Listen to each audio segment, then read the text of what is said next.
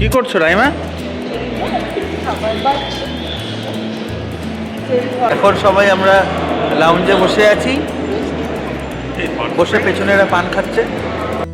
Hello everyone, তো তোমরা already বুঝে গেছো যে আমরা একটা ফ্যামিলি ট্রিপে যাচ্ছি এবং সেটা হলো বেনারস। অলরেডি তোমরা শর্টসে দেখিয়ে নিয়েছো, তো চলো ফ্লাইটে উঠে পড়া যাক।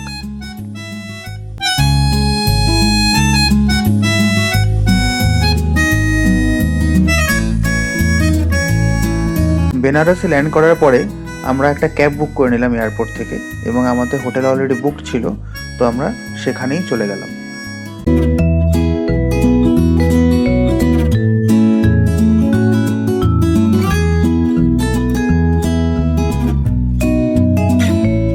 এই যে তাকাও, এখন আমাদের লাঞ্চ টাইম, অনেক কষ্টে লাঞ্চ পেলাম। আমরা লাঞ্চ করার পর কিছুক্ষণ রেস্ট নিয়ে বেরিয়ে পড়লাম সন্ধ্যা আরতি দেখার জন্য। যেহেতু সেদিন শিবরাত্রি ছিল তাই প্রচণ্ড ভিড় ছিল, তাই আমরা ঠিক করলাম বোটিং করে জলের ওপর থেকে সন্ধ্যা আরতি দেখব গঙ্গার ঘাটের।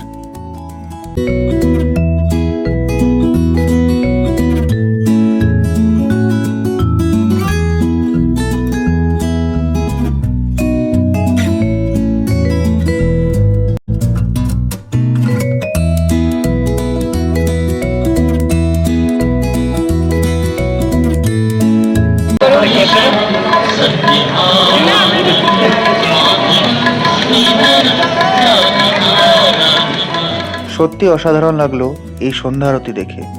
বেনারসে এসে গঙ্গার ওপর দাঁড়িয়ে এই সন্ধ্যা আরতি বা গঙ্গা আরতি নিজের চোখে দেখার যে অনুভূতি, সেটা মুখে প্রকাশ করা যায় না।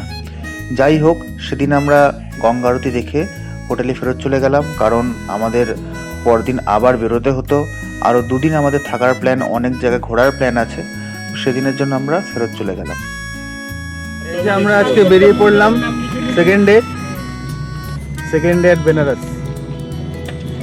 আজকে আমরা একটা লং ট্যুরে যাচ্ছি। প্রথমে আমরা যাব সারনাথ টেম্পল, দিয়ে সেখান থেকে আমরা তুলসী মন্দির, তারপরে হচ্ছে নামোঘাট।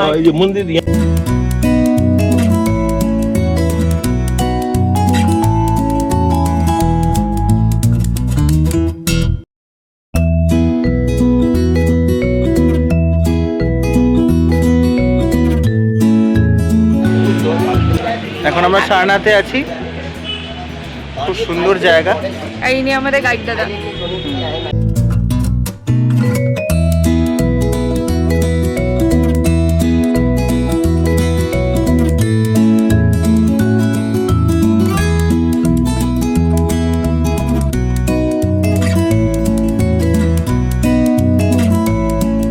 কোথায় আছি? এখন আমরা সারনাথে আছি। এটা হচ্ছে 80 ফিট 9 ইঞ্চি বুদ্ধ স্ট্যাচু। 80 বছর 9 মাসে দেহত্যাগ করেছিলেন জন্য। 80 ফিট 9 ইঞ্চির এই বুদ্ধ স্ট্যাচু, অসাধারণ দেখতে।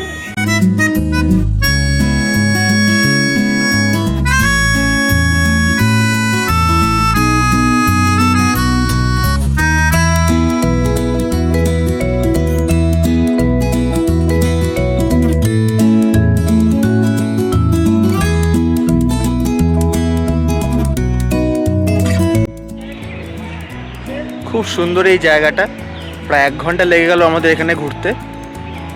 এই সারনাথ দেখার আমাদের অনেক দিন ইচ্ছে ছিল, তো এখন আমরা পরের ডেস্টিনেশনে যাব। এই হচ্ছে সেই নমঘাট, অনেক জায়গায় ছবি দেখেছি, অসাধারণ ভিউ।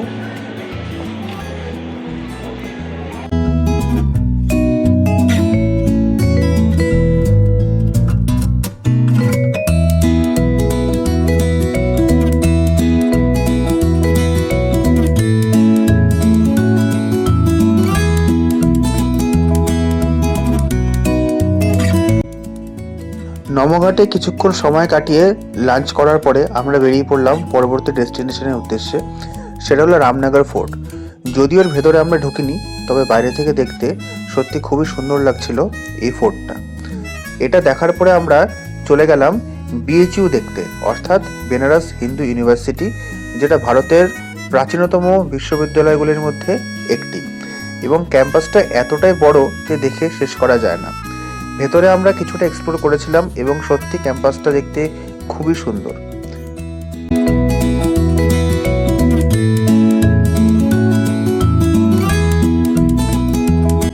এরপর আমরা চলে এলাম দুর্গা মন্দিরে। এখানকার এই প্রসিদ্ধ দুর্গা মন্দিরের দুর্গাকুণ্ড সত্যিই খুব ফেমাস। তারপর আমরা চলে এলাম তুলসী মানস মন্দির। সত্যনারায়ণ তুলসী মানস মন্দির। এখানে কবি তুলসীদাস নিজের রামচরিতমানস কমপ্লিট করেছিলেন।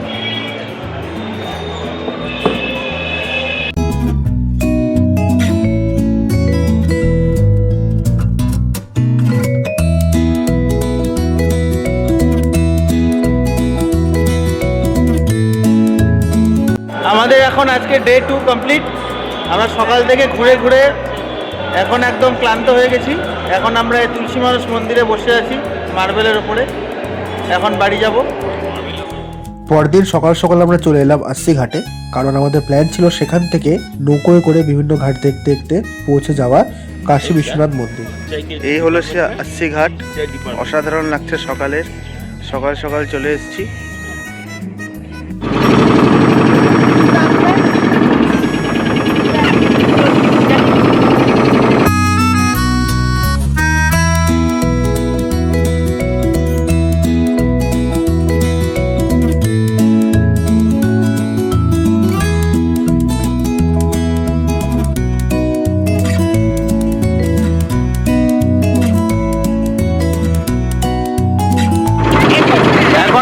এখানে সকাল সকাল বেরিয়ে গেছি আস্সি ঘাট থেকে, বোটিং করছি, অসাধারণ লাগছে।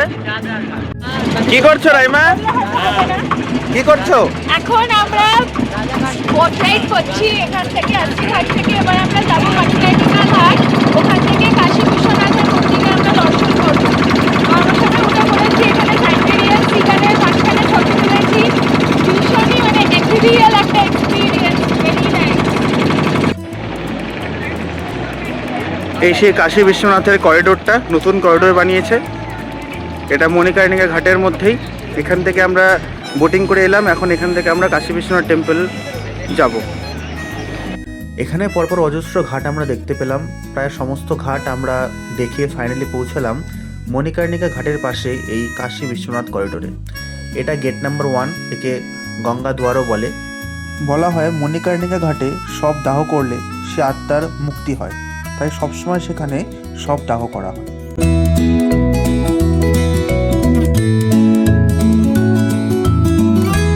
সকাল সকাল পৌঁছে যাওয়াতে আমাদের খুব একটা ভিড় ফেস করতে হয়নি, এবং এখানে সব জায়গায় মোবাইল অ্যালাউড না, তাই যতটা সম্ভব আমরা ছবি ক্যাপচার করার চেষ্টা করেছিলাম। দেখতে দেখতে বেনারসের এই 3 দিনের ভ্রমণ আমাদের শেষ হয়ে গেল। কিভাবে যে 3 দিন চলে গেল আমরা বুঝতেই পারলাম না। একটা আলাদা অনুভূতি, অভিজ্ঞতা নিয়ে আমরা ফিরছি।